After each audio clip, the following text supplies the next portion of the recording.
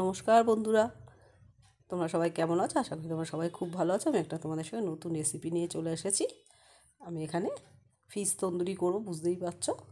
আমি এখানে তেলাপিয়া মাছ নিয়েছি, দুটো বড় বড়। তোমরা চাইলে যে কোনো রকম মাছ নিতে পারো। এই মাছটাকে চিড়ে নিয়েছি এরকমভাবে, আর একটা লেবুকে হাফ করে নিয়েছি। হাফ লেবু নুন আর গোলমরিচ দিয়ে মাছটাকে কিছুক্ষণ ম্যারিনেট করে আমি রেখে দেবো। পরিমাণ মতো নুন দিয়ে দিলাম,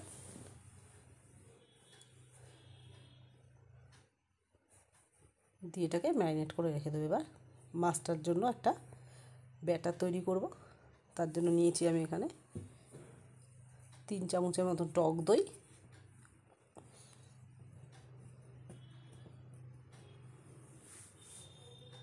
আদা রসুনের পেস্ট, এখানে বড় চামচের 1 চামচ আদা, 1 চামচ রসুন দিয়েছি, গোলমরিচের গুঁড়ো,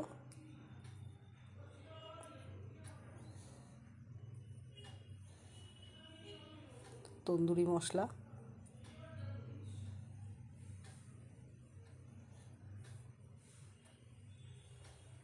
ধনে জিরে গুঁড়ো 2 চামচ, 1 চামচ 1 চামচ করে, কালার ফুড কালার নিয়েছি আমি এখানে, পরিমাণ মতো নুন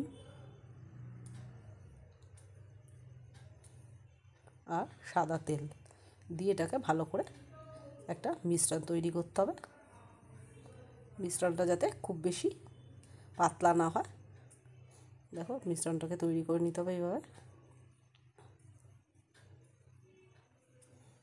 এবার আমি একটুখানি কস্তুরি মেথি হাতে করে গ্রেট করে দিয়ে দিলাম, আর এখানে দিচ্ছি চাট মশলা,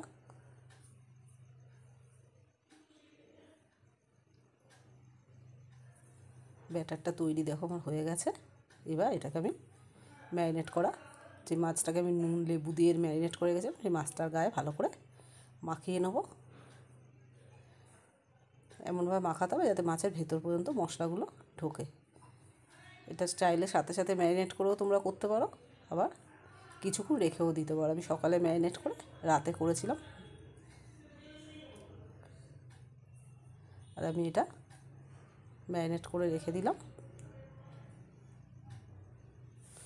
আমি এটা তাওয়ায় করিনি, তোমরা চাইলে গ্যাসে করতে পারো। আমি এটাকে এয়ার ফ্রায়ারে করেছি।